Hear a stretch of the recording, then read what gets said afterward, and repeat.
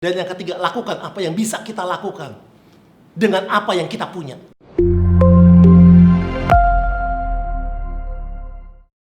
Shalom Bapak Ibu, Saudara-saudari terkasih dalam Yesus Kristus, salam sehati.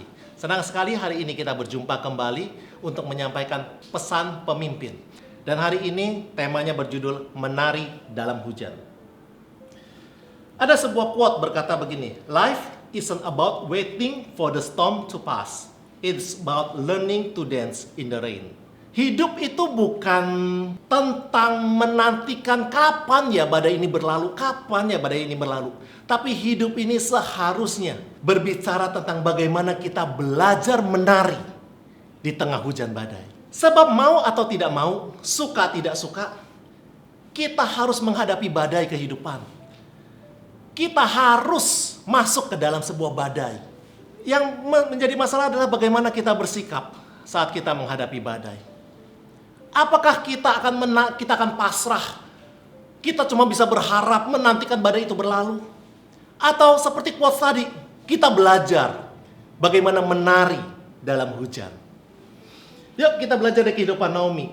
Ya, dalam kisah Naomi, dalam kitab Rut 1:1-5 bercerita tentang kehidupan Naomi. Naomi masuk ke dalam negeri Moab. Di sana dia mengalami kekurangan. Di sana suaminya mati. Di sana anak-anaknya mati. Naomi menghadapi sebuah badai kehidupan yang begitu besar. Lantas pertanyaannya, bagaimana sikap Naomi? Apakah dia cuma mau pasrah?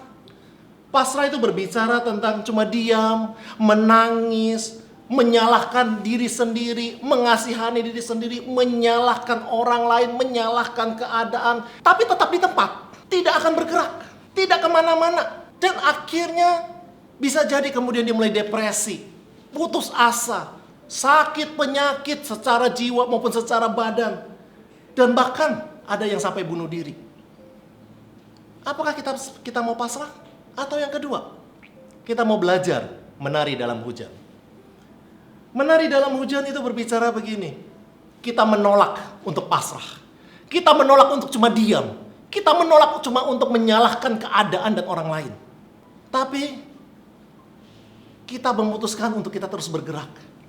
Kita mencoba untuk berdamai, menerima sebuah kenyataan, dan kemudian belajar menikmati hujan badai tersebut. Sebab hujan badai tersebut tidak bisa kita hindari. So, apakah kita mau pasrah? Atau kita belajar menari dalam hujan? Respon Naomi kita lihat. Rut 1:6. Kemudian berkemaslah ia dengan kedua menantunya dan ia pulang dari daerah Moab. Sebab di daerah Moab ia mendengar bahwa Tuhan telah memperhatikan umatnya dan memberikan makanan kepada mereka. So respon Naomi yang pertama, dia menolak untuk pasrah.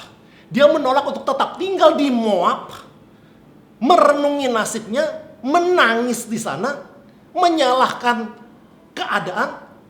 Dia menolak. Dia mencari-cari info dan dia mendengar, ternyata di Yehuda Tuhan sudah memberkati daerah sana. Maka dia mengambil sebuah keputusan, tidak mau diam, dan dia berbalik, harus kembali ke sana. Respon yang kedua, ayat 19-21. Pada saat kemudian Naomi dan Rut pulang ke Yehuda, dikatakan begini, dan berjalanlah keduanya sampai mereka tiba di Betlehem. Ketika mereka masuk ke Betlehem, gemparlah seluruh kota itu karena mereka. Dan perempuan-perempuan berkata, Naomi kah itu? Tetapi ia berkata kepada mereka, jangan sebut aku Naomi, sebutkan aku Mara. Sebab yang Maha Kuasa telah melakukan banyak yang pahit kepadaku. Dengan tangan yang penuh aku pergi, tapi dengan tangan yang kosong Tuhan memulangkan aku. Mengapakah kamu menyebutkan aku Naomi? Karena Tuhan telah naik saksi menentang aku, dan yang Maha Kuasa telah mendatangkan malapetaka kepadaku. Naomi artinya indah, Naomi artinya cantik, Mara artinya pahit. Hal kedua yang Naomi lakukan adalah begini. Dia curhat dengan jujur. Dia meratap. Bapak Ibu, ada sebuah hal yang saya mau sampaikan adalah begini. Proses berdamai dengan badai, berdamai dengan kehidupan, dengan masalah-masalah kita, harus dimulai dengan kita mengakui. Jujur mengakui. Daud dalam kitab-kitab Mazmurnya mengakui keresahannya, ketakutannya, kemarahannya, kekhawatirannya kepada Tuhan, kepada bangsa lain. Dia mengucapkan begitu banyak keluhan-keluhannya. Demikian juga bahkan Yesus di atas kayu salib berkata, Bapak, Bapak, kenapa engkau meninggalkan aku? Kenapa? Karena waktu kita meratap, waktu kita curhat dengan jujur, kita merilis stres kita. Kita melepaskan stres kita dan kita bisa accept, kita bisa menerima keadaan kita saat ini. Alkitab berkata begini, Tuhan mengasihi Daud. Tuhan sangat mengasihi Yesus waktu dia menjadi manusia. Artinya gini, Tuhan tidak membenci waktu kita meratap dengan jujur. Yang Tuhan benci, dan itu menjadi sebuah dosa, adalah waktu kita cuma pasrah, meratap, menangis, tapi gak mau berbuat apa-apa. Kita cuma mengutuki, kita cuma menyalahkan orang-orang dan gak berbuat apa-apa. Dan kita kemudian tinggal stay di sana. Kita perhatikan gini, Naomi mengaku bahwa ia kecewa. Ia marah. Salahkah Naomi kecewa? Salahkah Naomi marah? No, menurut saya itu manusiawi. Tapi Naomi kemudian berespon, dia melepaskan kemarahannya, dia curhat, dia ngomong. Sehingga itu akan menyembuhkan luka batinnya. Saya mengajak Bapak Ibu, yuk hari ini apapun keadaan kita, belajar untuk curhat. Curhat kepada Tuhan, kita ngomong kondisi kita. Curhat kepada orang-orang yang kita bisa percaya. Pasangan kita, orang-orang dalam kul, mentor-mentor kita, bapak-bapak rohani kita, orang-orang yang kita bisa percaya. Curhat. Ceritakan apa adanya.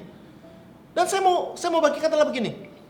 Bahkan waktu kita bisa curhat dengan orang yang kita percaya, itu sudah akan menjawab masalah kita 50% lebih. Itu membuat kita rilis stres kita. Membuat kita lebih mudah untuk menerima keadaan kita, kondisi kita.